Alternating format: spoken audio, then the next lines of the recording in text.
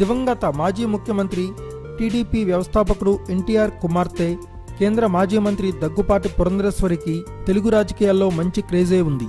కాంగ్రెస్ పాలనలో 2 సార్లు బాపట్ల, విశాఖపట్నం నుంచి ఎంపీగా గెలిచిన ఆమె మంత్రిగా కూడా పనిచేసి మంచి పేరు తెచ్చుకున్నారు. కాంగ్రెస్ రాష్ట్రాన్ని విభజించడంతో ఆమె ఆ పార్టీకి గుడ్ బై చెప్పి బీజేపీలో చేరిపోయారు.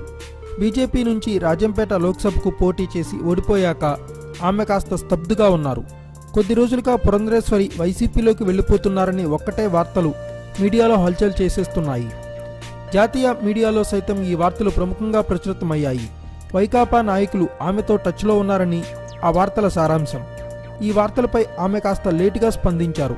తాను పార్టీ మారబోతున్నానన్న ప్రచారం అబద్ధమని, వైకాపాలోకి వెళ్లే ఆలోచన లేదని చెప్పారు. మరి పురంధరేశ్వరి పార్టీ మారుతున్నట్లు వార్తలు ఎలా వచ్చాయి?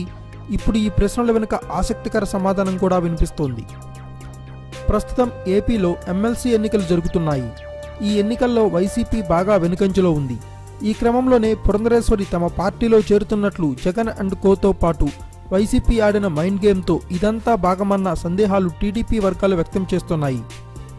పురంధరేశ్వరి ఈ విషయంలో క్లారిటీ ఇచ్చేయడంతో ఆమె వైసీపీ ఎంట్రీ వార్తలన్నీ జగన్కు అనుకూలంగా వ్యవహరిస్తున్న వ్యక్తులు ఆడిన మైండ్ గేమ్ అన్న చర్చ నడుస్తోంది.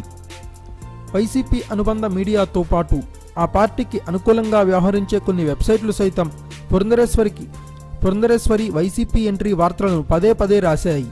ఇప్పుడు ఆమె క్లారిటీ ఇవ్వడంతో షాక్ తిన్న ఆ వెబ్సైట్లు మరో కొత్త రూమర్ వెతుక్కునే పనిలో పడ్డాయి. Thanks for watching. Please subscribe our channel.